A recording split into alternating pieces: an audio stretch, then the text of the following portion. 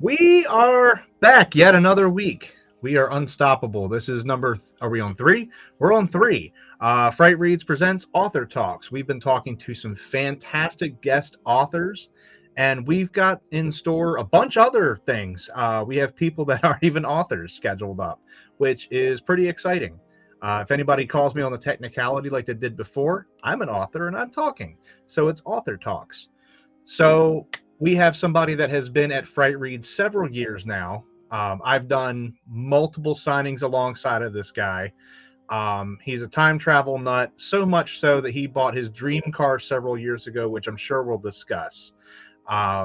Most recently, he spent some time in the Slammer, a haunted penitentiary, should I clarify, writing a new ghost story. That, among other things, this is going to be an exciting discussion. Please drop your comments, your questions, everything. And we're going to welcome in author Brian Paone. Here he is. Yay, it's Brian, and we're live. Well, hello, everyone. We're allegedly live. Did you verify and confirm? I'm just trying to do. Yeah, I'm doing this right now, so I think I am. It looks like I'm live on my own page. I don't know. I said, the software. I'm so used to, what is it, StreamYard?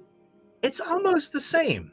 That's the beauty of it. It's almost the same. Yeah. It's not, but it's almost. Yeah, no, it is. So I have the StreamYard. I keep wanting to call it Barnyard, and I know that's not right. Barnyard. Yeah, Barnyard Stream. That's a different experience. It is. That's after midnight when the kids are in bed. You got to pay extra for that.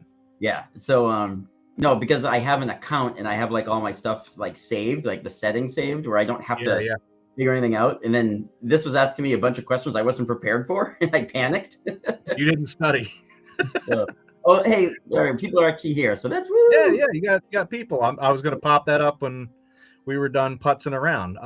Lori says hi. That's Lori. She made. I wish she could show pictures in the chat, but she made the creepiest. I don't want to call him a zombie baby, but he's like a ghoul baby, and he weighs and feels like a real baby, and his name is Xavier, and Lori brings him to all the overnight ghost hunts. Is that the one you were smooching with on Instagram a few months ago? I remember that picture, and I was like, that's not a baby. That's not a baby. Yeah, it's a baby, but it's not a baby. No, it's so creepy because he's proportionately correct, and the weight is correct, and when you hold him and then you look at him, and I love him, and I'm definitely afraid of him at the same time. So. Yeah, I saw that. I was just like, I remember seeing that come across, and I was looking for some promotional stuff for you, and I was like, it's that baby again. Go away, baby. Leave me alone. Xavier. Everyone knows Xavier. Xavier, the creepy baby that I don't want to see anymore, but will likely make an appearance if I keep doing events with you. Yeah. There'll be more pictures on Instagram because I'm doing an overnight ghost hunt in New York City, and Lori's going to be there, so she brings Xavier, and maybe there'll be more shenanigans. Oh boy, I'm going to get a notification, and I'm going to be like, "Oh, Brian Paone made a post. Why? Why is it this baby again?" Yeah. So you've been doing the book thing for quite a while. Oh, he's coming to the book release party too. Oh God.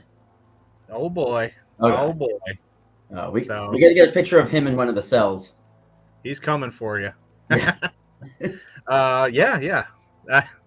I don't know if that'll be a good picture for me. I'll be like, no, please. Now I might not try to go out. So, yeah, we had I've seen you since I've met you. I think 3 or 4 books have cranked out of you at least. We met in 2021. 2022? Yeah, it was 2022. You came in for year 2 of Fright Reads. So so late 2021, or just late enough to have missed the first Fright Reads. So that would be 1, 2, 3, 4 books since we met. Yes. Yeah. So I said like 4 or 5 books, something in that neighborhood. Not a bad guess. So how long have you been writing? Well, I started writing in 7th grade. So if we want to go back that far, right? So please tell me about your childhood. So First day of kindergarten.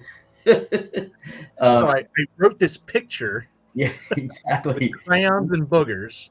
Yeah, So not too far let's off. say your first published work, the first thing that you put in, gave breath to in the world. Okay, so How long ago was 2007 was my first novel, which was the first thing that ever got published. I hadn't I had only been writing short stories from 7th grade up until about 2002.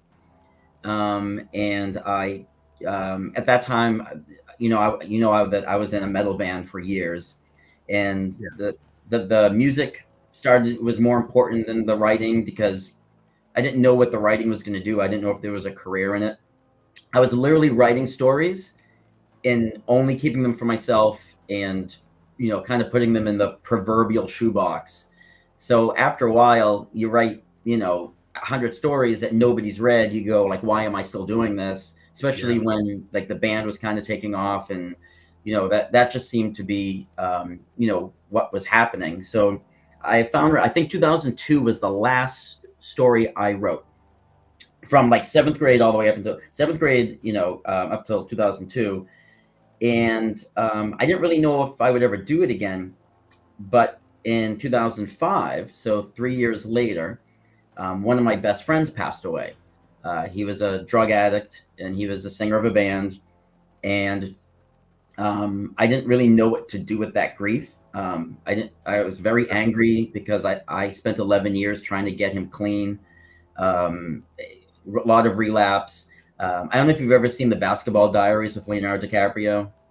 It's been a long while, but yes. So there's a scene in that where he's detoxing from heroin, and Ernie Hudson's character like locks him in a bedroom, and Leonardo DiCaprio has to go through this like detox process.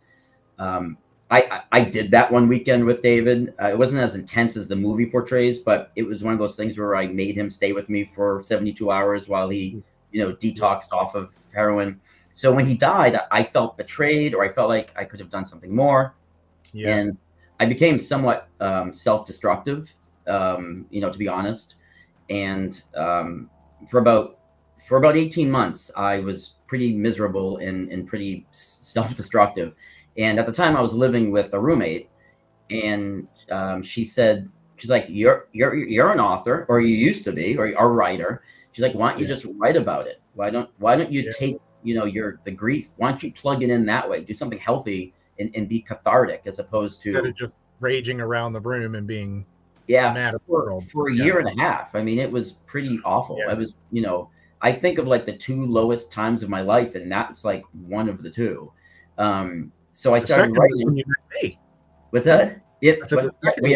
Every time I hang out with you, it adds another. It's a rung on the ladder. It can get worse. Yeah. And so I started writing, and I didn't know what I was going to do with it. But what's funny is, because I'm a fiction author, it's the only format that I know. I wrote the book, even though every word of the book is true, and it's told in first person through my eyes. I could give it to you, and you wouldn't know that it's true, or you don't have to know anybody involved, and it will read like a novel, because that's how I know how to write. Yeah. So it's not like a biography. It's not even truly a memoir, because I'm not even talking to the reader. I'm not even talking to, like there's no like soliloquy. But you're telling a story in the end anyway. Exactly. And this could be fiction the way that I wrote it. And I've had a lot of people who have bought this book who don't know me at all, don't even know David at all.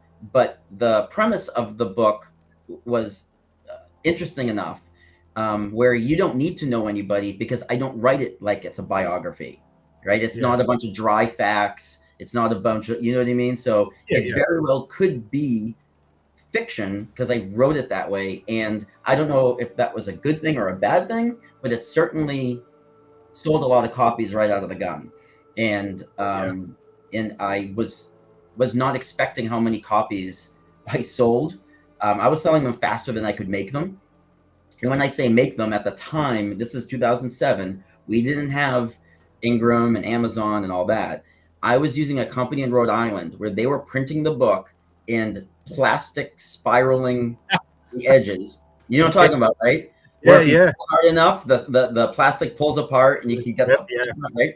No back cover. There was a front cover, no back cover. It man. was the most unprofessional thing ever. Um, but what I did do, the smart thing that I did was I bought an ISBN for it, even back then in 2007. So I was able to track the sales. And then in 2008, mid 2008, end of 2008, I can't remember. The book had been out almost a year. I had an actual publishing company approach me to publish the book, take it off my hands, and instead of me using DocuPrint or whatever from Rhode Island, but in that year I was selling them faster than I could have that company. They were like a glorified Kinkos, really. So Well, they were hand spiraling your book. Of you course, it took. probably, yeah, there was like a bunch of old ladies in the dark and spiraling the first They had to hand punch every single hole. everyone. I know. I I used can't to work at imagine Staples now. and Office Depot, and actually I know that process because I used to have to do that. So Oh, it's really? not as tedious as you think. There is a machine, but you do have to take each, I guess, essentially each book, put it into the press, punch, pop the holes, so it's just like hole punch on steroids. And Yeah. then there's this wheel that spins, and you prep the wheel to your actual like bind to start with, and you put it against that wheel, like super rudimentary, and it just goes Oh, that's right cool. through it, and you pull it away. So somebody had to do that for. They're probably just sitting there like, son of a bitch, if he doesn't stop selling these books. I know, right? And then I'm tired and of then printing the this order book. then when the order stopped, they probably missed me. Oh, we kind of missed that guy now. Right? But Their so it got business tanked because of you, because you yeah. left. So I got signed to a publishing company, a small press, that's now defunct, and that's a whole nother story. But so when they picked up the book, they were able to get it in certain bookstores, and it was real. Now we had a real book with a spine and a back cover, right? Like an Bring author back the photo, spiral. a blurb. um, Bring back the spiral, Brian. yeah, I know. But here's the funny thing. I signed every copy of the Spiral original paper the Yeah. first year that they were printed. About 2012, I think, someone messaged me a link, and somebody was selling one of those copies on eBay, and Wow. the bid was up to $360 when I checked it. You could So have been doing that the whole time. You could have just sold I your could have own just kept spiral. printing them, and then so it was crazy. Like as like a no name author at the Yeah. at the time, to be looking at an eBay auction and seeing my book, plastic spiral bound, and the bid was at 360. Like that, Jeez. I just like I was so excited that I called my mom. Like, Mom, I made Who it. did you call? You're like, Mom, do you see? Somebody's making like $300 off me. I know. Anyway, so that's an interesting, and you're an author and you have multiple titles. Like you have like 10, you have 10 titles, and I have 11. So we're pretty Yeah. neck and neck. You know how you have that one book that when someone comes to your booth, and they want to know about your books, you give a quick elevator pitch for like all but one, because you don't quite know how they'll receive that Yeah. one. It's kind of That's the odd duck. Yeah. odd duck. So even though it's my first published novel and kind of the thing that put me on the map, it's still always the one that it's the odd duck still. And I Yeah. always wait to feel them out before I even attempt to talk about it, because we're talking about, drug abuse and rock music in the 90s, and it's not for everybody, But if somebody walks up like an Alice in Chains t-shirt, I'm going to be like, hey, you might like this book because this is, Right. So I do the same thing with people that walk up with American Psycho or Dexter. I'm like, you're my person. Get over here. yeah. So Yeah. So yeah, it's that's wild to have that ostracized book where you're just like, anyway, I have all these other books. There's also this one, but yeah. these books over here, and you Yeah. see me do that too with same thing, my first book, Right. because in your case you fictionalized it, or at least did it in a different way. Mine's more memoir style, Mhm. but it's such an odd duck. It just sticks out. It's like, hey, do you like murdery stuff? Do you like serial killers? How about ghosts and demons? What about ex-wives? Like Right. You're it's like, what? anyway. It is such an odd one to have in the mix, and it always does feel weird. But then when you have it out and somebody goes, "What's this about?" You almost don't know what to do, and you have a Yeah. panic. You're like, my "I'm my studying for elevator this." pitch, my elevator pitch for that book is the sloppiest. I fumble, and it's my first book. It came out almost 18 years ago. You'd think I'd figured Yeah. it out by now, but when someone wants to know about it, it throws me so like off the loop that I kind of like, oh wait, I don't know, hold on a second, you know, like, because like you were saying, like I have a book like, oh, this is my Stephen King meets Twilight Zone novel, this is my Yeah. crime noir trilogy with witches and ghouls, this is my historical war romance novel, this is my urban crime thriller, and this is my like drug addicted rock star memoir. Like, how do you like you know switch? Also, I have this book. Right. Like, And there's then no. and Harry's got one about an ex-wife. Go see him. Yeah, right.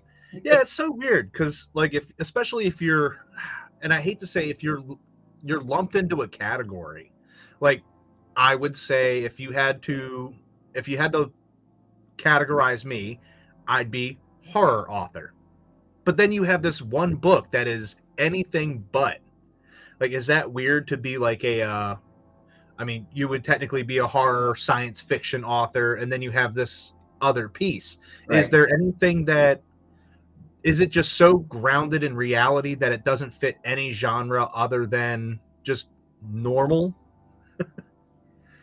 Yeah, it's Is it thriller? Does it match any subgenre, or is it just like a straight story? you talking about my first book, the one about Yeah, David? yeah. I mean, I tell people that it's about a fan befriending a drug addicted rock star. That's literally my elevator pitch for it, and I was the fan. You know, like So it's just sometimes I didn't even say that. I just like let it ride. You know, because if I start talking more, that's when I start like fumbling over the explanation. You know, and I sound like an idiot. Like I don't know what I'm talking about. Yeah. I So sound like someone trying to sell your book because the cover is purple. Hey, you leave Ryan alone. Ryan does his best. This book it's red and it has a bird and the bird is probably in a story somewhere. So it's wild that this is a weird, like, probably a first revelation of this moment live here on everywhere that we're on that would let us have it. We both got started writing because of a David. Is that weird? Why? What's your David?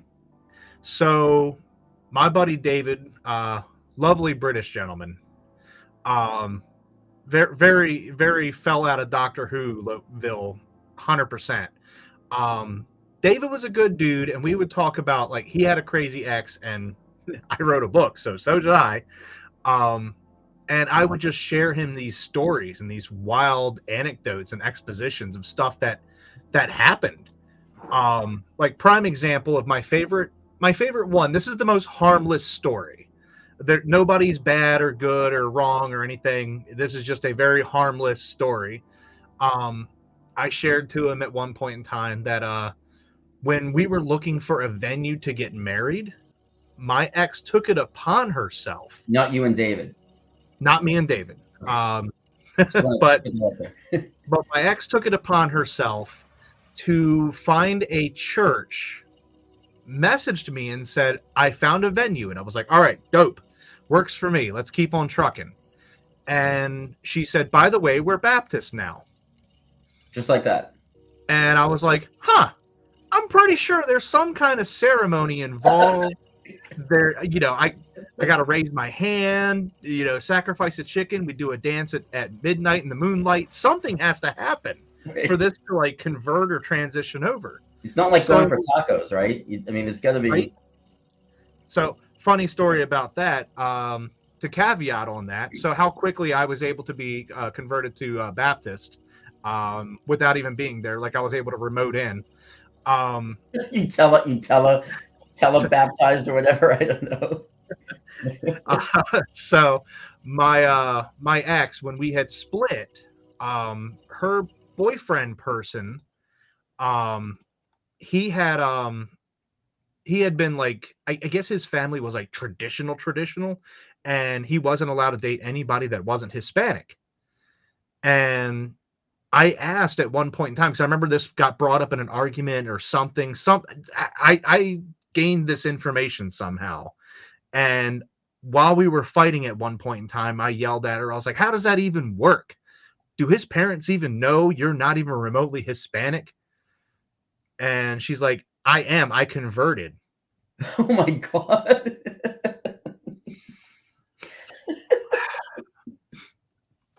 And you wish you could make these stories up.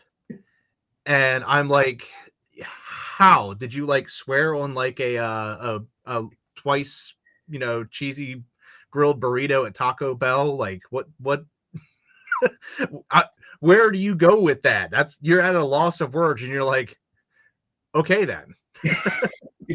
And these were stories that I would share to David. He would just be like, oh, that's funny. You should write a book about this. You really should.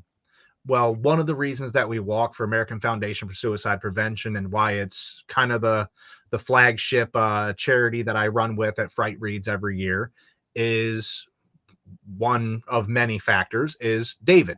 He unfortunately took his life pre-pandemic. Mm. And it was sudden. It kind of hit everybody hard. He was one of our Ghostbusters with the Charm City Ghostbusters, so we lost a key, I would loosely say, founding member, because he was there since day one. Mm. It hit hard. And if you look in the dedication, it says dedicated to David because you told me I had to keep telling these stories. So it's wild that both of our first books are David centric. Yeah. Two different Davids, and two different circumstances, but Right. at the same time, that same remorse and same guilt and anger that you had. I think I finally stopped being angry maybe a year or two ago. Like Mm. it took a while because I was just mad. Because then you start running through the same as you did, the scenarios, and you're like, what if I would have said this? What if I would have did this? What if I would have been here for this instead of doing this thing? And you start what ifing, and unfortunately, no scenario that you throw yourself into can change or prevent what's going to happen. Yeah. And it's funny because as my author career progressed and, got to the next level and climbed and we are where we are now. It's like bittersweet, right? Yeah. Because I honestly don't think I ever would have written a novel. I know you're not supposed to call memoirs novels because novel implies fiction, but I have a hard time calling it anything else only because of the way I wrote it. But I don't think I ever would have written a novel if David hadn't died. Now, it's like this bittersweet thing where, of course, I'd rather have him here, right? It's not, Sure. I mean, yeah, obviously. I shouldn't even have to say that, but I look back and I think if that didn't happen, I don't think I would be where I am today with all of this, That fire wouldn't have been lit. I don't think I ever would have. Yeah. And if that first book didn't sell as much, as fast and as much as it did right out of the gun, I don't know if I would have sat down to write Welcome to Parkview, which was my second book, but my first true novel, because it's my first, that's my horror novel. That's like, Stephen King meets Twilight Zone. I don't know if I would have put that out if Dreams hadn't done what it did. So it's all very bittersweet, and I wrestle sometimes with, the little bit of success that I've had, because it all goes back to I wouldn't even have done it if I didn't need to get over that death, True. Yeah. And and unfortunately it's that, God, it's such a cliche, like startup. Something tragic has to happen for something great to grow out of it. Yeah. We're kind of in that same bracket of that, origin story. But yeah, with that, you pivoted and you started writing, just this surrealistic science fiction, horror, all this different stuff. You just went down this rabbit hole of, I have heard your pitch. It's stuff I like to read. And I quote, I'm all over the place because I love to read all over the place. Right. I did a billion different ways, and I've heard it a million times. So I say we start talking about some of your books, and let's talk about the least science fiction-y one. Okay. Pull that up. Yeah, there it This is is. my least science fiction one. Yeah. Yeah. Yeah, that's my Yeah, so post-war historical dreams. war romance novel. Go figure. Yeah. So I have heard the pitch. I obviously I went a different direction with the military book. Right. Yeah. I decided to take the military aspect and just throw a bunch of monsters and explosions into it. Yeah. You went a different route and wrote a very grounded, very realistic scenario Yeah. involving more or less, I'm going to say real people, Yeah. because everybody that was in there had inspirations from real life. So, what Yeah. is the post-war dream? So it's a historical war novel about the Falklands War. It's about a Royal Marine who goes back home to England after fighting in the Falklands War that happened in 1982. And Okay. I flew to England and I interviewed 10 different vets from the war over the span of 8 days.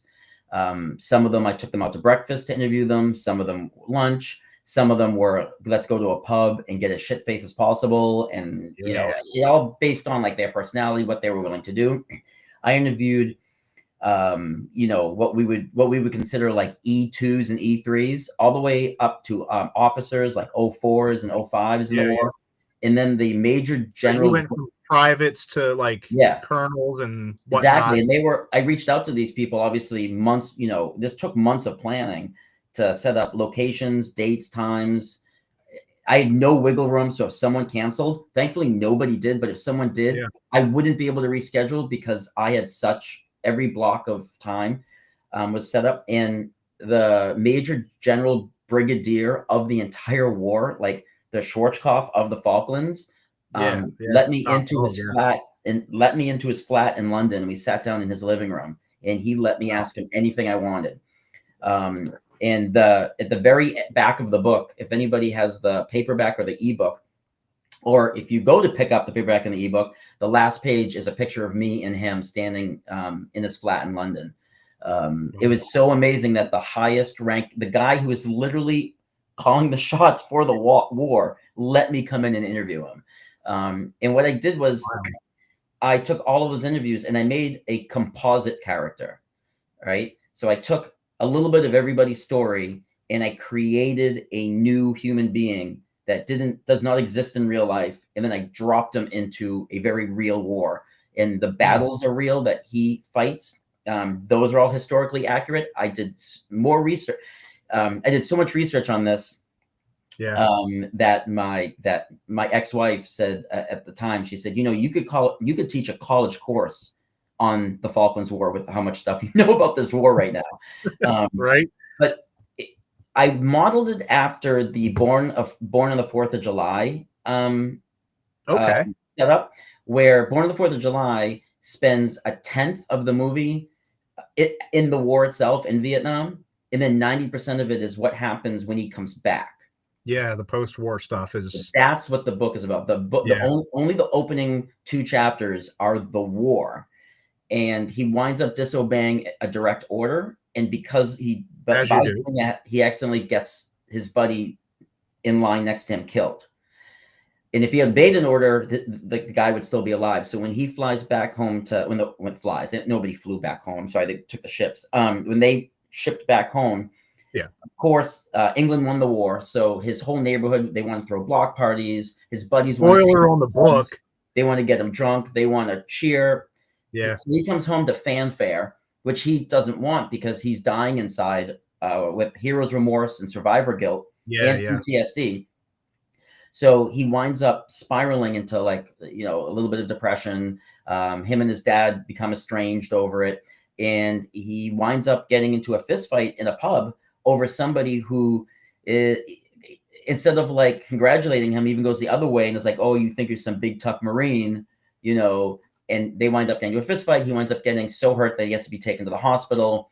And at the hospital, he meets somebody who is the only thing that can seem to get through the darkness and slowly start to get him out. So the book is less about the war and more about the mental stuff that he has to go through when he comes back to real life, when he has to go like food shopping with his mom and people want to like slap him on, like clap him on the back and like high five him, and that's like he's dying. You know, that's just not where he is, and that makes it worse. You know, it actually aggravates the situation until he has that big fight in the bar, which is the trigger incident to bring in the character that is gonna start to put them together. But all those people I interviewed, they composite.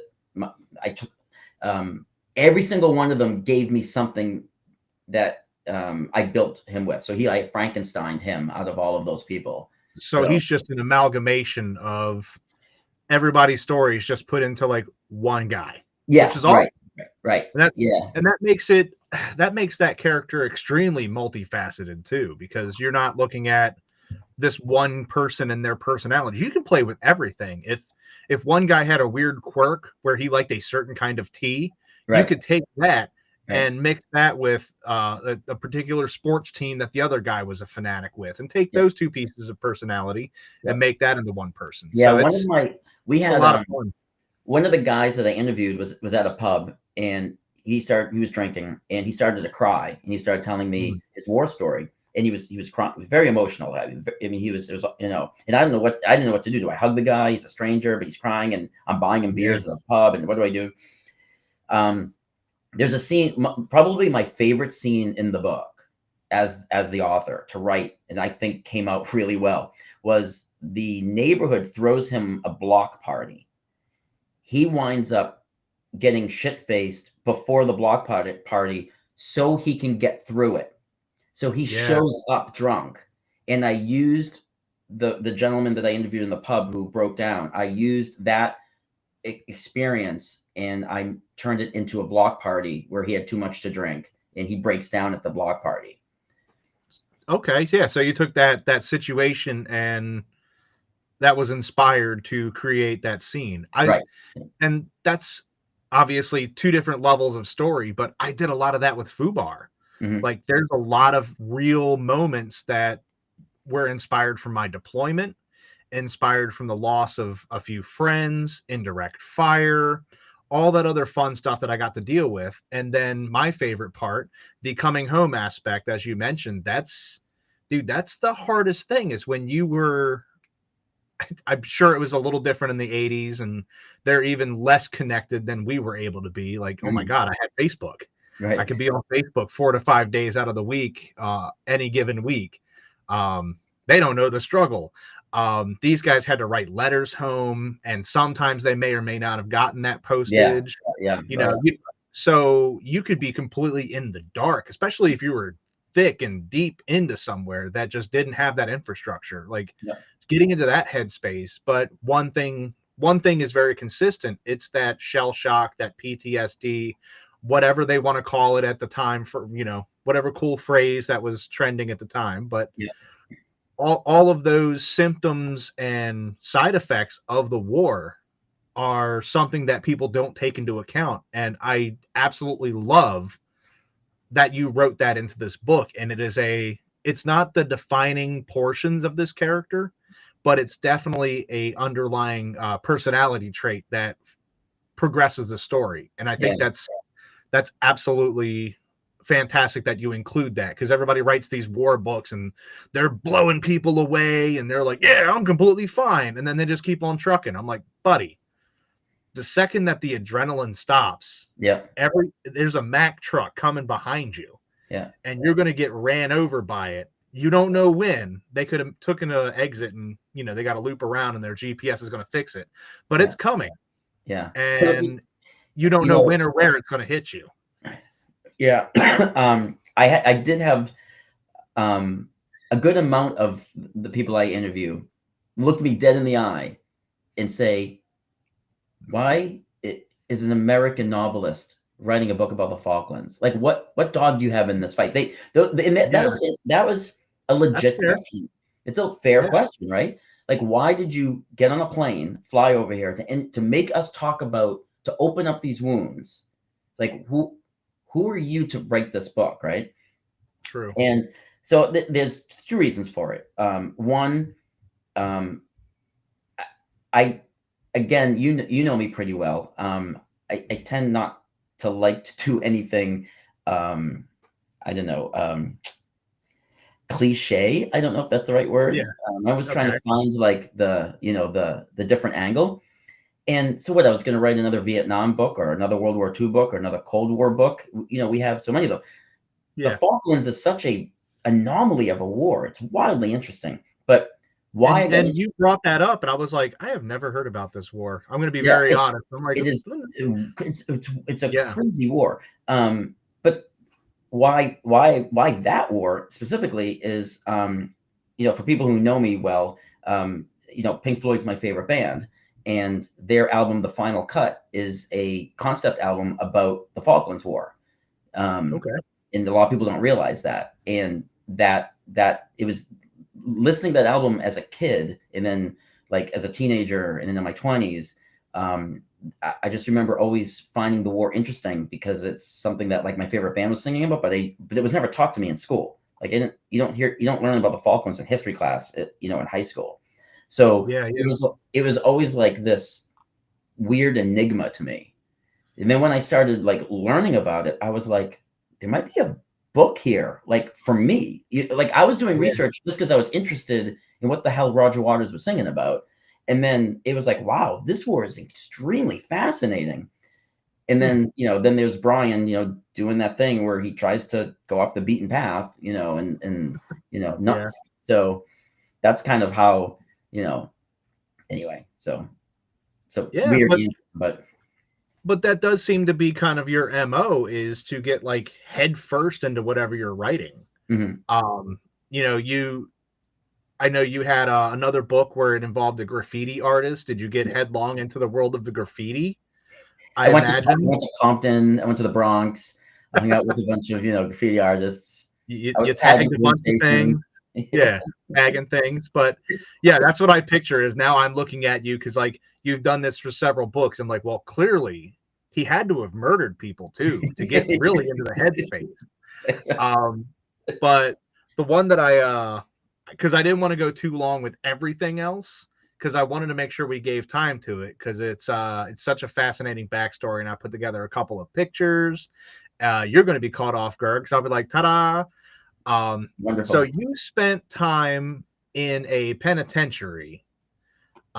You keep telling me you did it alone, but Yeah. you were not alone. No. You were never alone in that cell. I'm going to be No. very honest, and I'm going to tell you So, that's the truth. so to, You to were not clarify alone in that that, cell. I was alone when they didn't have ghost tours going through.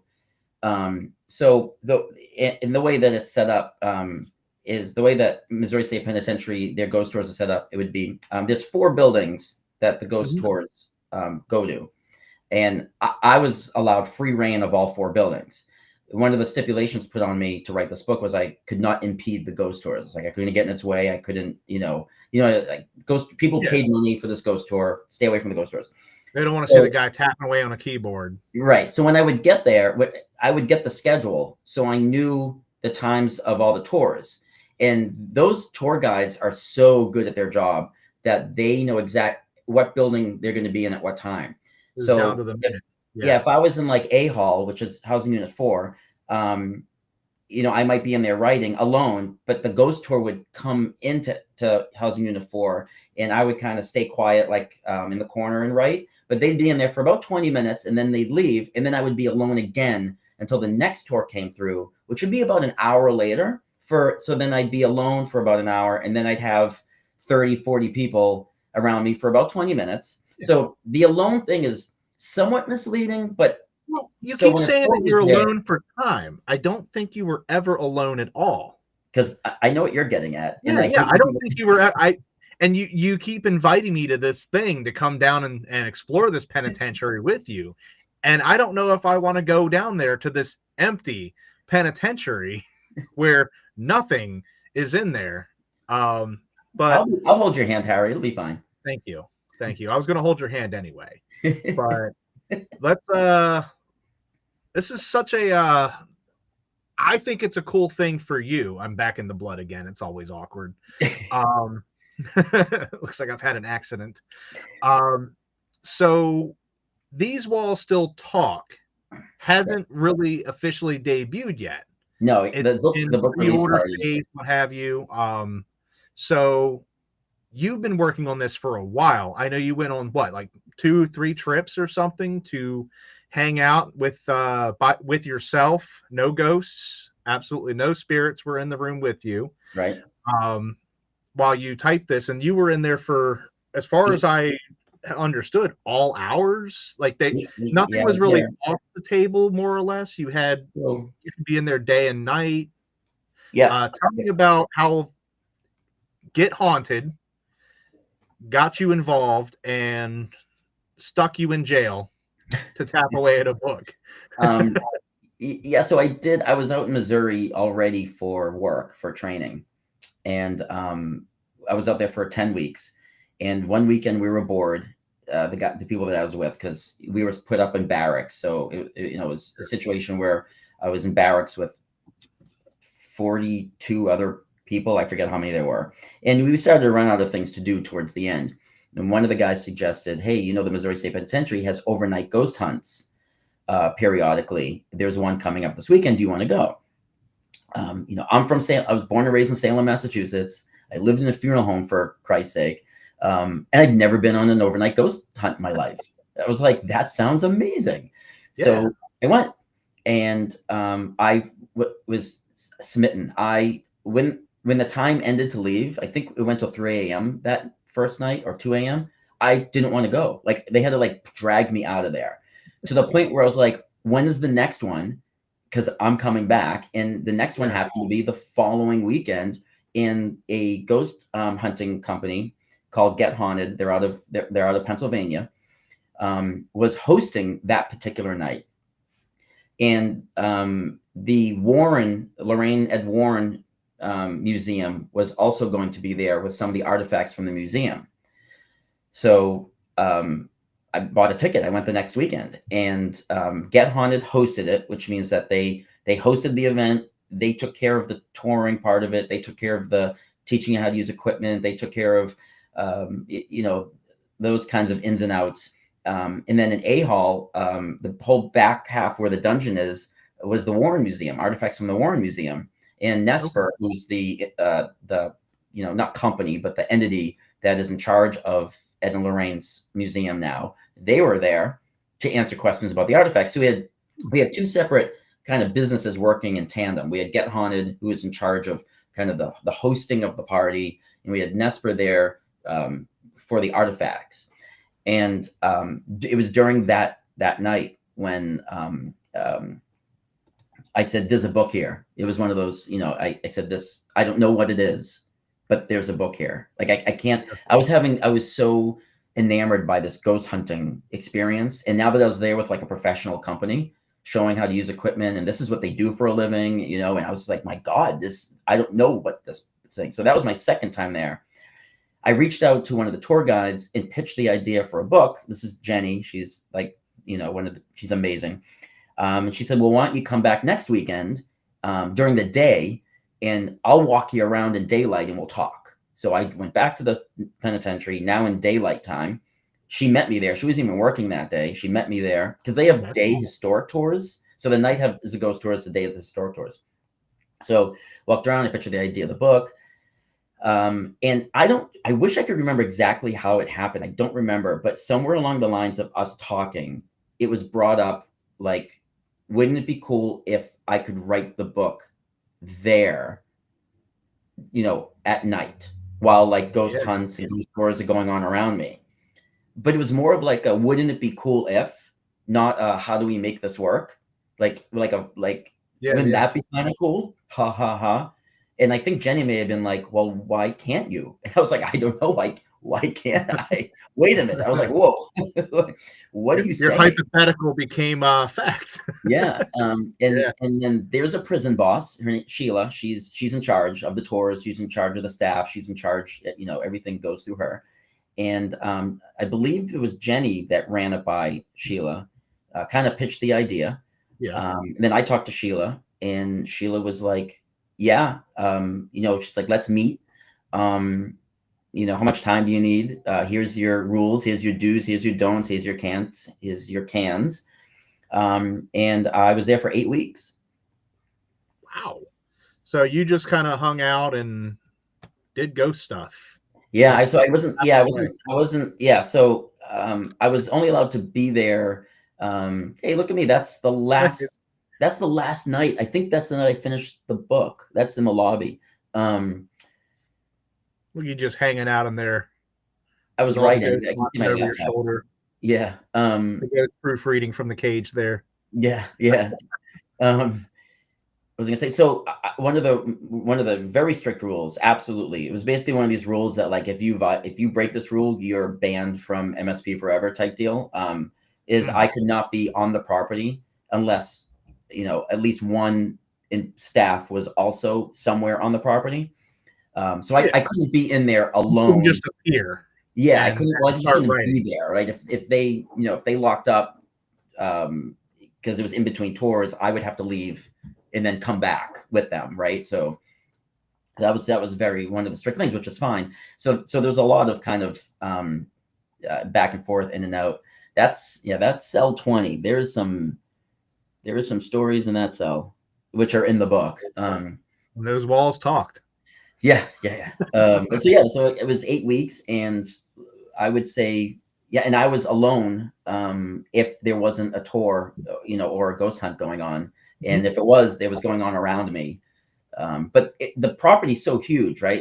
It's 47 acres total, but the four buildings that we're confined to is still the buildings are massive and they're still spread out. Like you have to walk to each one, right?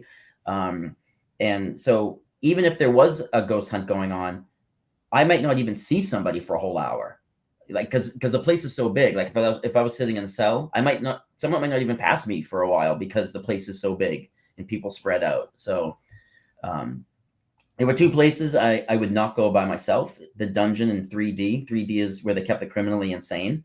The dungeon is where they threw people. It was solitary confinement, and there was some people down there as long as 10, 12, 15 years.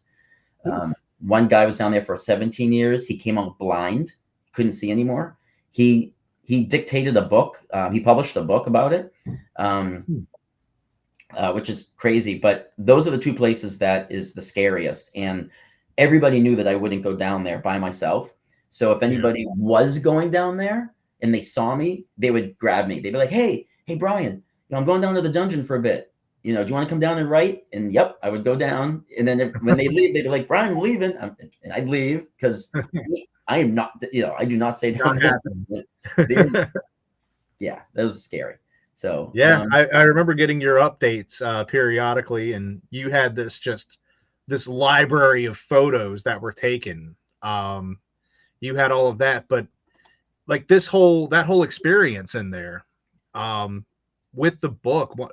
If you don't mind, one of the little Easter egg tidbits, if you do get the book, what do you include at the end of this book? Like you said, you had the picture of you in the big brigadier wig in the military. Yeah. What's your little thing at the end of Walls? What do you got at the end of that? So the book is fiction. It's a horror novel about a ghost hunt gone wrong inside the Missouri State Penitentiary. The book is 100% fiction. From day one, yeah, right. Until we have the book release party. Yeah. Starting day one, something weird happened to me the very first night I'm writing. In fact, I had only been writing probably about 20 minutes in the first kind of unexplainable thing happened. So I happened to jot it down. And then something else happened and I jotted it down. And then I realized, so then I was like, you know what? I'm just going to keep a diary, like a journal of everything unexplainable, paranormal, creepy that happens to me while I'm writing this book. So my editor talked me into publishing my diary, like uncut, uncensored, unedited, at the end of the book. So it's the novel, and then the novel ends, right? End scene, closed curtain, and then there's author's note, my diary, and then my diary is published after the novel, the story part of it. So my novel is at the end of the book. So that's cool. I actually love that because few authors do that kind of thing where your inspirational pieces and live on the scene isn't taken into account. That gets lost, and it's Yeah. gone forever. You took it a different way, and you guys decided throw it in the book because that's kind of cool. And then we get to hear you go typing out, what's that noise? Yeah. You hear that? I heard another noise. It's literally every ghost hunting TV show. What was that? Did you feel that? Did you hear that? I'll tell you what was scary. There was a bat in A-Hall. We named him, well, Reese, one of the tour guides, named him Barney the Bat. And he was in there almost the entire 8 weeks I was. And Barney became like my buddy. And he's in the diary a few times. And when I would get like really scared in A-Hall, like let's say it was like pitch black outside, we were in between tours, right? So I knew I was completely alone. A-Hall is where the dungeon is. Sometimes I would talk to him just to make myself feel better. I'd be like, so like, because it's pitch black in there. It's just the glow of my laptop in this. Barney, how's your day? So I'd be like, hey, Barney, you sleeping? You up there? And then he would like chirp. He'd make his little like bat noises. Yeah. Right. But he was known to swoop at people. Oh boy. He swooped at me once, and I almost pooped my pants because I didn't know he was swooping. In the dark. Is that in the diary? That needs to be in the diary. Poop pants, change pants. Barney the Bat. I'm sure he's not there anymore, but yeah, he turned into my little like comfort buddy up in the rafters because I could hear him like chirping all the time. Hey, you'll find out if he's still there because don't you have the what? So I guess that pivots into, you've mentioned it by name a few times, the book release party. So you're done. You have no more ties to this penitentiary. There's no reason to be in there after dark, but you did anyway. So what is the book release party? And so the book release down here. So the book release party is kind of cool because it's going to be super unique. These Walls Still Talk is it's subtitled A Get Haunted Tale. And the reason is because in the book, Get Haunted, the real company that I met that kind of inspired me to write this, I fictionalized them, and they are running the ghost hunt that goes wrong in my novel. So they were a real company in real life, but fictional situation. But I'm using them in the book. So this is going to be a series. That was announced a couple of weeks ago. We've already got the location for book 2. We've already got the date set where I'm going to go write in a haunted inn for 20 days to write book 2. What's that? I said, better you than me. Yeah. So this is the Get Haunted Tale series. All the books are going to be standalone. You can read them out of order. They're not sequels. It's like Nancy Drew, Hardy Boys, Babysitter's Club. The Get Haunted is the only common theme in their investigating a haunted place, right? So there's a core theme of an investigation, and beyond that, it has nothing to do with anything with book 1, 2, 3, 4. Right. The characters, none of the characters from the books, other than the Get Haunted people, are going to be in any of the other books, right? So you kind of have like a Jack Reacher type of vibe, where those characters exist in book 3, but Reacher's the core thing. So your Get Haunted is Reacher. Yes, they'll like that one, right? The Get Haunted crew is Jack Reacher. You're welcome. So the book release party, because this is now the Get Haunted Tale series, the book release party is at Missouri State Penitentiary. Okay. And they are flying in with all their gear and their whole crew and all their equipment, and they are doing an 8-hour overnight ghost hunt to coincide with my book release party. So they're hosting my book release party and doing a full investigation at MSP. That night. That's what the party is. So the party is a dual. So if somebody was to go to that link down there, yep, there is only and do the whole experience, the whole gamut. Your book is there.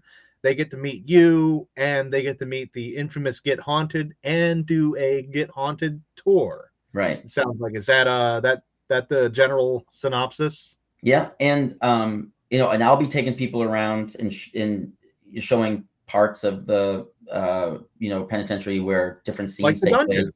Let's go to the dungeon, or like this is where chapter 4 happens. Introduce them to Barney. Yeah, To Barney the Bat. So the female, maybe he can swoop down and poop your pants in front of the public. yeah, right. I What mean, a book signing! It's not a real party till you wouldn't be poop the your third time. um, But there is the one thing I do want to say is the penitentiary, Sheila, only allowed us a number of people, because they can only have a certain amount of people on the property for an overnight ghost hunt. There are some strict rules. So this isn't one of those things where it's not an infinite number of tickets. We were given a pretty small number, and once they're gone, that's it. There's no finagling. There's no please let me in. I mean, it's like we're allotted X amount of tickets. So I know we have sold. I know they've been selling quite a bit. I don't have an exact figure, but the closer we get, the shorter the gap is. So if anybody does want to go, there's the link, because once they're gone, once it says sold out, there's nothing that even I can do. Like, I'm not even gonna be able to pull strings with Sheila, because there was a very like hard and fast number that was allowed to go. So I mean, as long as my schedule allows, I know I'm one of the ones that's going, oh wait, the tickets will still be there.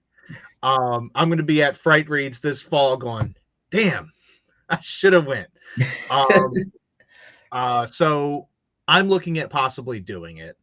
So it sounds like it's just it's just a full experience that you and Get Haunted are putting together. Yeah. And it's not just a ghost hunt. It's not just your typical book release. It's not any of that. It's all of that. Yeah. And the cool thing about Get Haunted is they bring all this like real like professional ghost hunting gear that you see in like on the TV shows and movies. And they don't just sit there and use it and then you watch them. They explain like how it works, what they're doing, and then they let you use it. They're like, you want to try? And then you're like, oh, I get to touch this, and I get to walk around with this, or I get to put these headphones on, or I get to put they're very interactive with. So you're not just there as an observer, you're investigating with them. You get to do what you see in the TV shows with them, as opposed to watching them do it and watching their results. They want you to do it and get your own results and then talk about it. And that's why doing an event with them is so unique. I don't know anybody else who really hands over all this gear and wants you to do it. And then, you know what I mean? Like, they want you to investigate too, like alongside them, and we're also possibly going to have like a scavenger hunt with like prizes throughout the night. Like, pictures of the characters or the staff will be hidden in different cells. And the first person to take a picture of them all get a basket of a signed copy of like all of my novels, or I don't know. We're gonna think of some sort of like prize, some sort of grand prize. Yeah. For and then whoever finds the most pictures of you pooping your pants when the bats. Yeah. Anybody who finds Barney the Bat skeleton, can get it. But we're gonna have snacks and coffee and all night too. I mean, this isn't just you're gonna show up and you're gonna be on your own. It is gonna be pretty structured, but also very a full experience. Free to do what you want. Yeah, it's a whole experience. So you mentioned that they put the tools in the hands of your guests. Yeah. When you got to link up with Get Haunted, did you get to use any of their tools, and which one was your favorite? Do you know what the Estes method is? Yes. Okay, so I've only ever seen it in movies and stuff, and they let me do it in the gas chamber. So I had the headphones on, the goggles, right? And you're listening to the frequency and you're listening to voices and stuff like that. And I did it in the gas chamber. So I'm sitting in the gas chamber chairs are the original chairs where everybody who was killed in that gas chamber. Everybody was gassed, yeah. Right? These aren't like replicas or anything. Like, these are the actual chairs where these people were killed or put to death. Yeah. And so, so they hand all this equipment over to you. I mean, they show you how to use it, and they're there with you. Like, they talk you through it. They want to know what you're seeing, what are you hearing, so I did get to use that when I was there with them. That was fun. An experience, because I've only ever seen that in movies and TV shows, I mean, we all know the famous part in Insidious at the end where she's got the big gas mask, right? And he's listening and someone else is, Specs is scribbling. It's not doesn't look like that, but Not it's as dramatic, yeah. on the same lines, right? So Yeah. that was kind of cool to do. And Rob, who is the the owner of Get Haunted, we did a EVP session down in 3D, where we got some like voices. Somebody asked, "Is there a God?" That was the question, and we didn't hear anything. And then Rob played it back, and we heard a roar, like something roared, like a almost, I don't want to say the word demonic because we don't think there's anything demonic there, but there was definitely like a guttural Something evil response that none of us heard, but we all heard it when he played it back. And that gave me the goosebumps. I was like, whoa. I was like, what? So I did a ghost hunt with a different group. I don't remember. We were called upon by the Charm City Ghostbusters. Were called upon to be the eye candy, arm candy. It's kind of cool to just walk around with a bunch of guys with proton packs on a ghost hunt.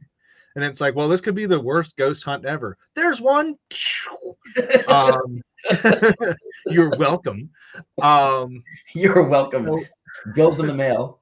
So one of the coolest things was getting to talk to the different hotel staff, getting to like really learn some backstories and some weird, awful stories. The I think the part that not freaked me out, but it was just like, this is unsettling. We went down to the basement and we used you're familiar with the spirit box, right? It plays radio frequencies, and that's what we used when I was in the cast for your thing. Yeah. So it's kind of like that, except this was called the Skelter box, and it flips through reversed Charles Manson interviews. Already why? Spirit box is already weird enough. Why do we got to make it worse? So we did that, and then that transitioned into the nursery box, which I was just like, who designed this? An evil person, a person that just wanted to invoke fear into the world, because the ghost part doesn't bother me. It's your stupid box. So the nursery box, as the name dictates, played children's nursery rhymes sung by a creepy choir of children, played backwards, the whole thing. Nope. So we got a few potential hits. You know how you think you heard something. Why would anybody want to do that? So the kids one was because there was the stories go, legend says, as they say, during the Great Depression, a set of parents took a nosedive off of the balcony, and took their child by the hand before taking flight. I guess lost everything, et cetera, et cetera. It's the Great Depression. Everything's plummeting. All is bad, so on and so forth. And they took the plunge. There have been rumors of a child giggling. There have been, sometimes people will see a ball roll down the hall and they don't know where it came from. Stuff like that. So they tried to invoke the child spirit. After a while, I got bored and I was like, I'm going to go wander by myself. Well, I know you've met Steve, who does Frightreads, and he's a ghost hunter. This is what he does, and he loves all of this stuff. And I'm going to try to twist his arm to come out and see this whole penitentiary thing. But he's like, "Where are you going?" I was like, "By myself." And he's like, "You don't do that." And I was like, "Why not?" And he's like, they're literally invoking something, and you're going to be a vulnerable target. And I walked away, and I was like, "Good." And I walked away. I am the worst person to have because I'm very skeptical. The only thing that makes me feel you're the best person to have. Yeah, well, I'm the best person to have, but I'm also the worst because I'm the annoying one that's like, whatever. I am the Shane from BuzzFeed Unsolved, where that is tap dancing on Goatman's bridge. I haven't had any encounters that have changed my mind otherwise. So I will 100% admit that I wandered off into the employee, I guess their utility room, when the loud banging slammed something down. That was my poop my pants moment. I didn't have a bat though. I had a loud bang. I assumed whatever ghost was coming to get me was getting me, and that was that. I screamed, the cleaning lady screamed, the ghost screamed, like we all freaked out. Nobody was It's ready like the for it. scene in E.T. and when E.T. and Elliot meet for the first time, and they're like, ah! I think because I went, ah, the lady screamed, and then I screamed even harder, which made her scream even more. And then I think somebody from our haunt group wandered down the aisle because there was so much commotion. Like, what did you see? And I was like, Louise, I believe is her name. She's very nice. She was doing laundry loudly, might I add. But yeah, I wandered off, and still, again, no supernatural occurrence, just a human interaction. But for lack of a better term, scared the shit out of me. But yeah, I showed you the picture of I haven't. I showed you the picture of the hands coming through the bars, right, at Yeah, MSP. yeah. I've seen all of your art, if you will. That still to me is the greatest photo of a ghost I've ever seen, It's really and it good, happened while I was and it's there. really good. But Yeah. at the same time, I didn't see it. I didn't take the photo, so I'm going to look at you and go, yeah, sure, that's weird lighting. Because that's how I am. So that's why I really want to come out to this thing. And I did a ghost hunt in Pennsylvania. I don't know if Terry is watching this. Oh, it's Terry. Terry, yeah, Heather the Graham's Terry, guy. the Yeah. So Terry was hosting it, and I had a door. Lisa was. If Lisa's still on here watching this, maybe the one that Xavier's yeah. mom.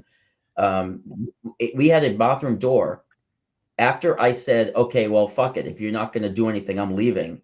As soon as those words came out of my mouth, the door that was 6 feet from me, that was completely open, slammed shut.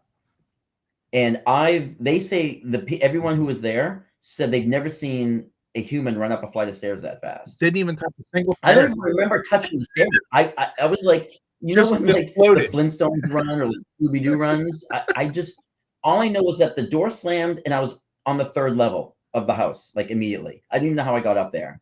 Yeah. See, and I would have been like, there's a draft. It's old house. There's a draft. Coincidentally, when I insult whatever entity is here, yeah, I am the best and worst person to take along on these things. So I really do want to come out. Prevent me from coming out and being skeptical by buying all the tickets at this link. Because if I come out there, I'm going to be the biggest party pooper that you've ever met. I will sit in the dungeon, and then they'll finally come find me, and I'll be like, "Oh, I'm just sitting here hanging out with my homies." And then Brian will poop his pants and immediately leave the dungeon. Oh man, yeah. Hanging out with Barney. He's a ghost now. Yeah, he probably is at this point. Yeah. I don't know what the lifespan of a bat is, or a bat inside of a penitentiary. I don't know. Yeah, because I don't think he knew how to get out. Because there's only like the door. The place is so massive, and the door is like not small. It's small. It's people size. Like I don't think he even knew how to get out of the of the building. Well, he got himself into this mess. Yep. Yeah, it's wild. Like I mean, we could do an entire story about, your more or less successful ghost hunting experiences and my just sitting around going, anything, please, anything. The only freak out moment, my poop my pants moment, aside from the cleaning lady, like genuine, like we explored, this is back in my youth. I was probably 19 or 20, and we broke into a burned down all girls college, something like that, all girls school of sorts. And there was a classroom that you had to go down a flight of stairs. Like there's nothing around you. This is all like exposed out open air, except for these 2 steel doors that open up to a classroom that, unbeknownst to me, had 0 windows, and 2 dickhead friends that slammed the doors behind me. Ugh. I wasn't scared of whatever evil entity was looking at me. Dude, there could have been like raccoons in there, snakes, a giant tarantula, a homeless man. Like yeah, it was so dark. You couldn't see, and this is pre-cell phones. I couldn't just go, all right, guys, whatever. Flick, flashlight, and then all the, that Pee Wee moment when he flips on the headlamp. Um, Yeah. have my little moment. But yeah, there's nothing. Like, it is just void of any kind of light. And I just remember I gave it the King Leonidas Spartan kick to that door, busted one of the guys. I think his thumb got dislocated, and I popped him in the nose.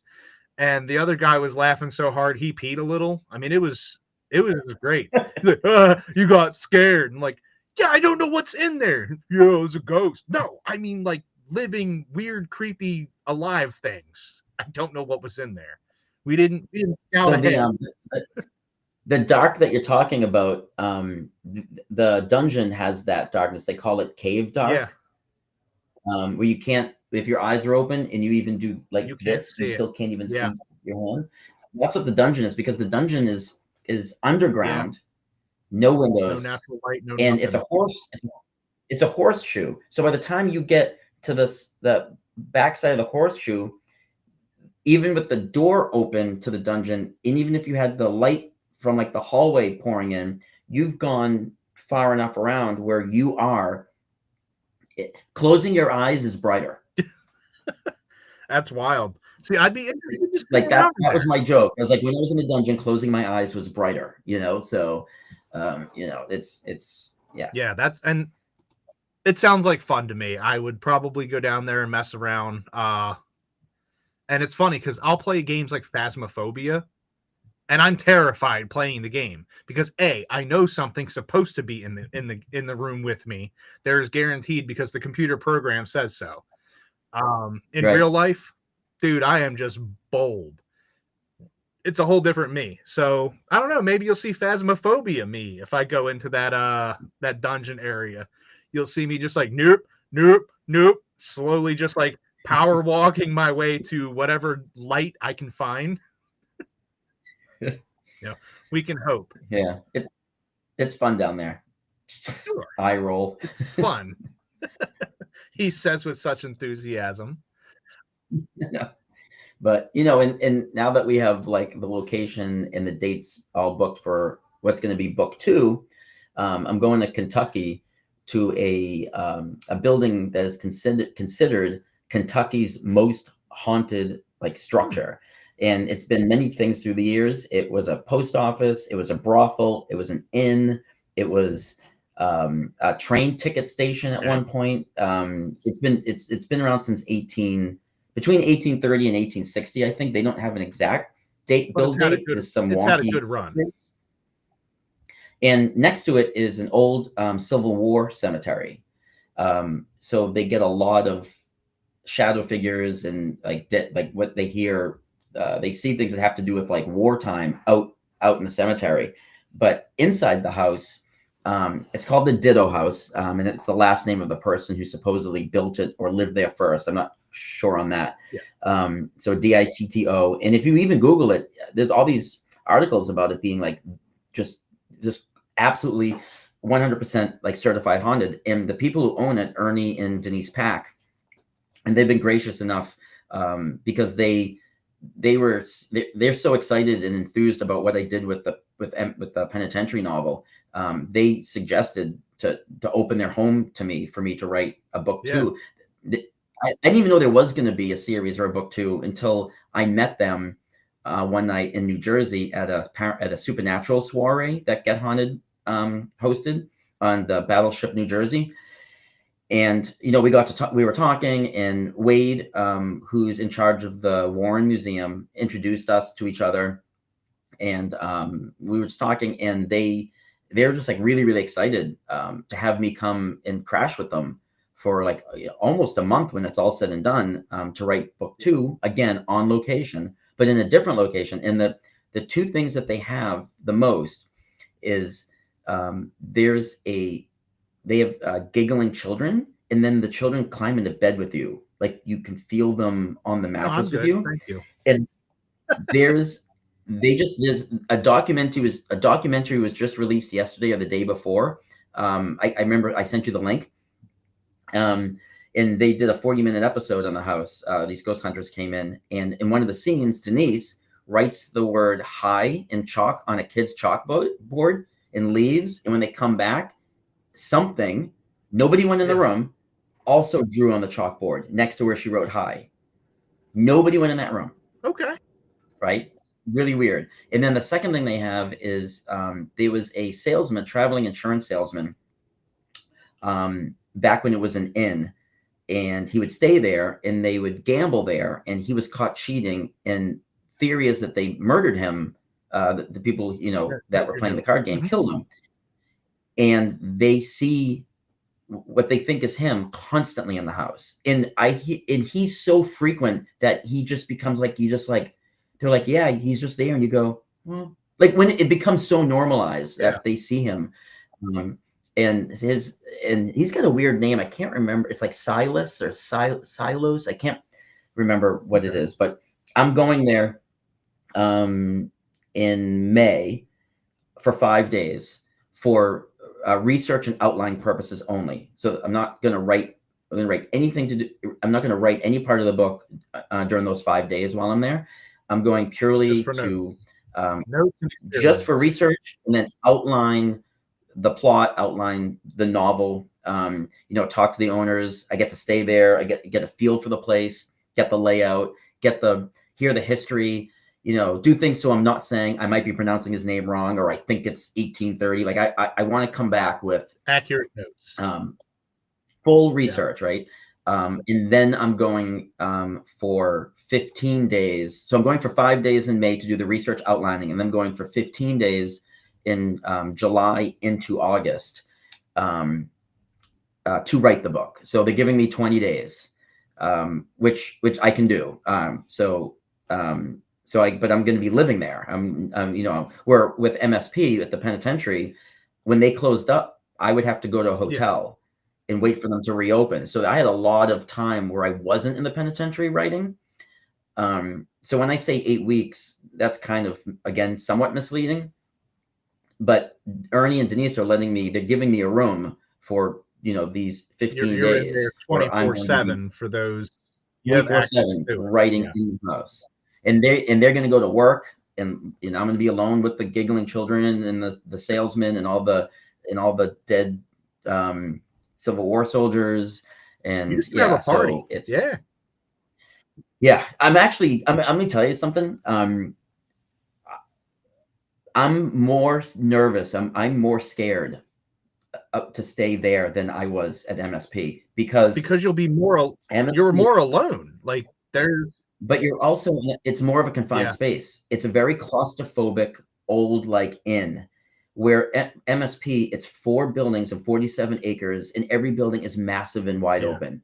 You don't ever feel, so you feel a bit claustrophobic in the dungeon, but I would never go down there alone. Even in A-Hall, when I started to get scared, there's like 100 cells, and it's an open floor plan. And you also slept in a hotel. There was never this.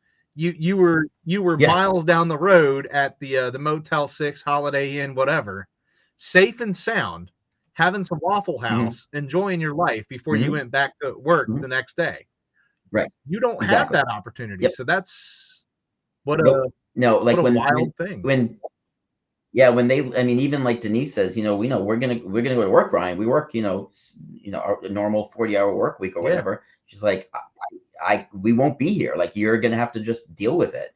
And I was talking to them through the camera, and behind her they're talking, and a door closed by itself as we're talking behind her, and she just like got up and opened it and sat back down. I was like, she's like, yeah, welcome to our house. So if you watch that documentary that I posted the link to of the house, 90 minutes after they bought the house, like after the sale was done, they were kind of like walking through the house after being new homeowners. And within the first 90 minutes, a door closed on Ernie. So he set up a camera, opened the door, and asked whatever was there to do it again. And it did it on command, on camera. And if you watch that link that I posted, it's in the very beginning of the documentary. You don't have to go very far. It's like in the first 4 minutes where they showed the video. Yeah. So they're like, they were there for, she said 90 minutes. They were they were doing like their first walkthrough as new homeowners, and doors are closing on them. Nice. Yeah, So, I mean, that sounds yeah. cool, and it's awesome that this is Yeah. going to. Obviously, there's going to be a book 3, and I'd love to know where that location will end up being. We have that location already scoped Okay. out. I've already talked to the owner of that location. It is we're You not can't say, ready to but say. you have locations, and with your theme, it's not hard to just keep cranking out new locations. There's always America's haunted place that exists. You know, these website articles and BuzzFeed articles, and New York Times has a article, top 10 haunted places in America. You just keep going to them and writing about them. Yeah, but the thing is like, and the standard I've said is I have to write the whole book in the location. Yeah. Because once I start writing a book about a haunt, a place, and I'm doing it from the comfort of my bedroom, the series is over. That doesn't fit, right? So I've kind of set a thing here where either I write the whole book on location wherever it takes place, or I don't write the book at all. I can't just turn into a ghost hunting series, because I think part of the allure and the uniqueness of it is that I'm writing it where it's taking place, physically in that location. So like I said, there is the book 3 place. The owner is really excited. He's on board. We just have to do a couple admin housekeeping things before I can announce it, because I can't start saying it if we haven't 100% like got to be locked in. Made it a done deal. And then it's one of those things like, oh, what are you doing? Like telling people about it, and we haven't really but there is a book 3 location that is pretty much set in stone. I just gotta get the the last thumbs up. That's awesome. I mean, it sounds like a cool opportunity, and something this great to fall into your lap, and who better to write it than somebody that's it's been fun. Barney the Bat. Barney the Bat wrote the last one. Your ghostwriter. I know. Barney the Bat's amazing. May he rest in peace, and or whatever he's doing. And maybe not. He's like Schroeder. He's like Schroeder's bat. Is he? Is he in the rafter? We'll find out at the. We'll find out at the event. You know what I should do? I should give a free signed copy of another one of my books if whoever spots Barney first. If you can find Barney. Do they get additional books if they poop their pants?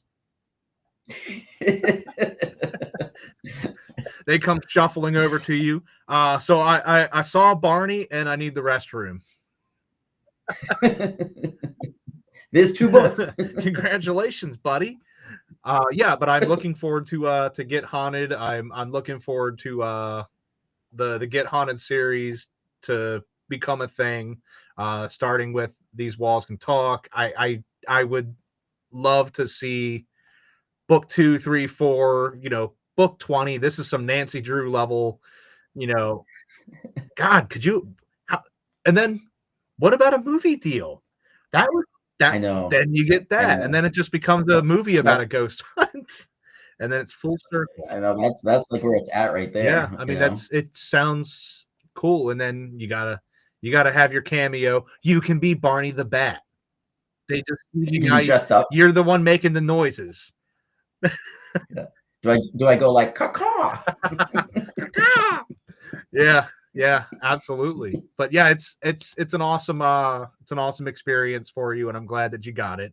And I hope your book signing reveal party, ghost hunt, Barney finding event goes very well, and that you sell all of the tickets, because I think you told me last update you said you had crossed the halfway threshold, and that was your warning to be like that little elbow, like nudge nudge, hey, get your ticket.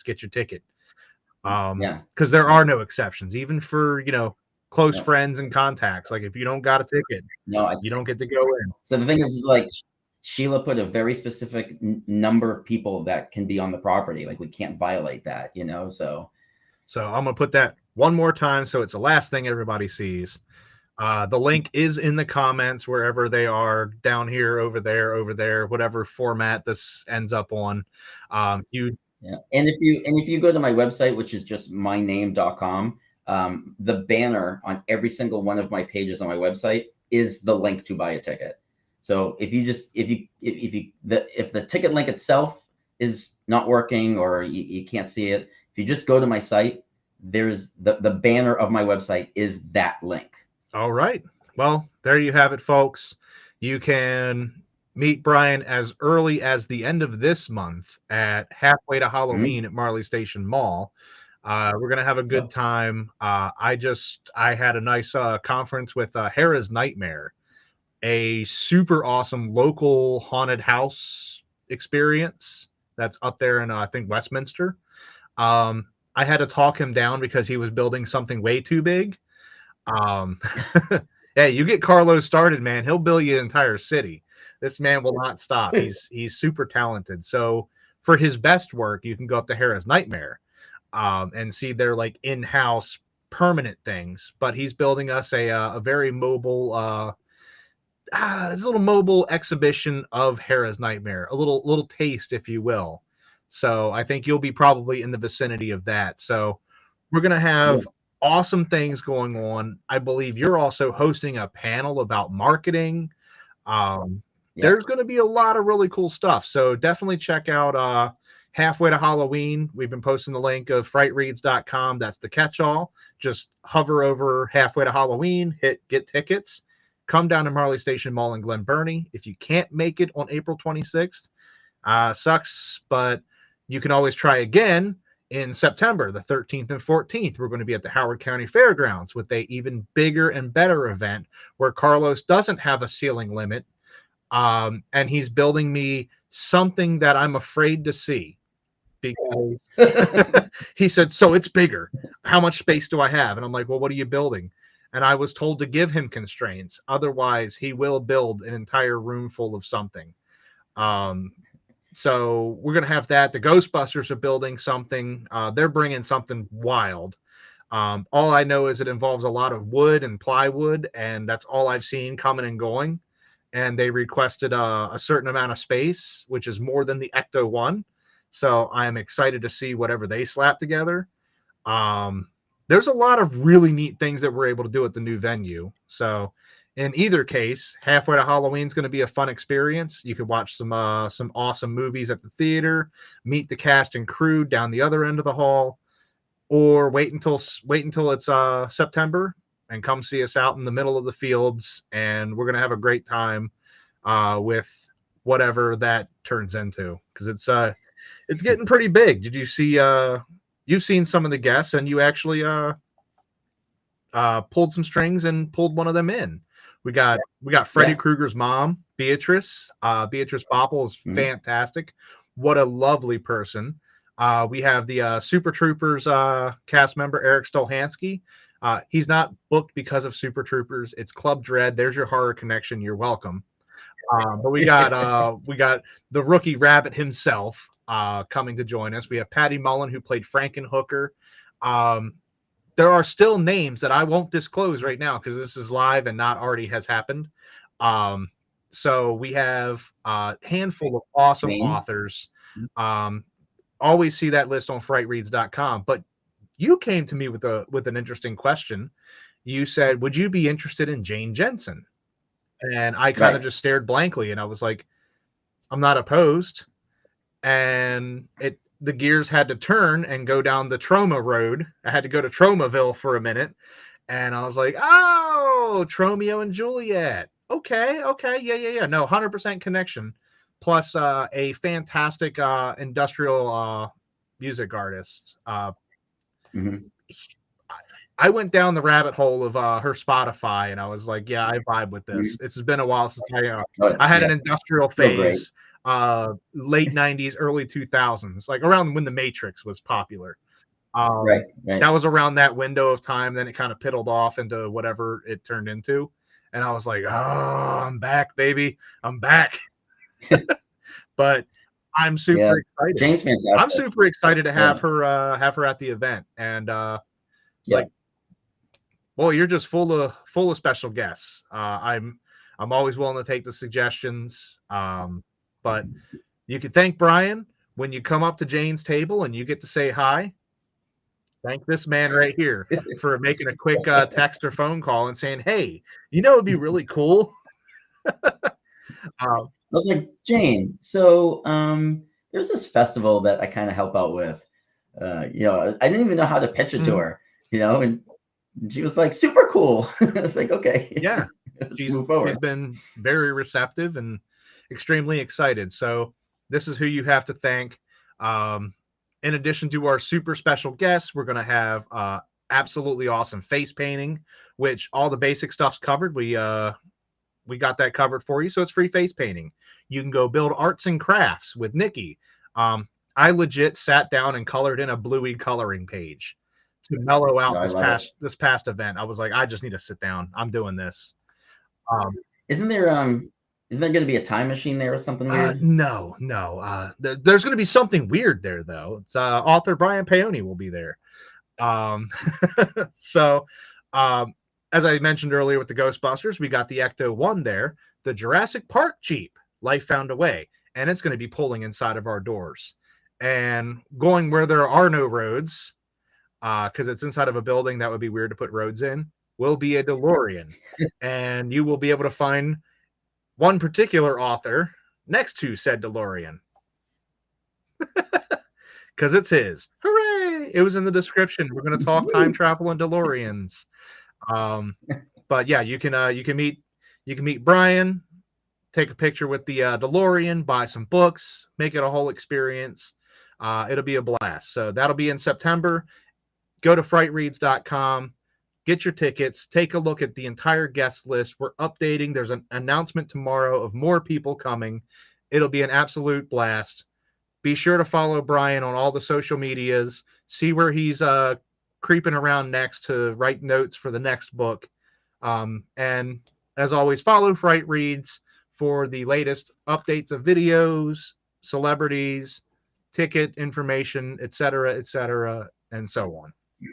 So that concludes. We actually went over by like we were an hour and a half. I've been getting good, getting good. It's been compressed to an hour, but I knew we had a lot with the penitentiary, so I do appreciate. We didn't even talk about Ario Speedwagon. I promised we'd talk about Ario Oh, Speedwagon in my social media posts, you know, I heard advertisements. it from a friend who heard it from a friend who said that we did not have time for that.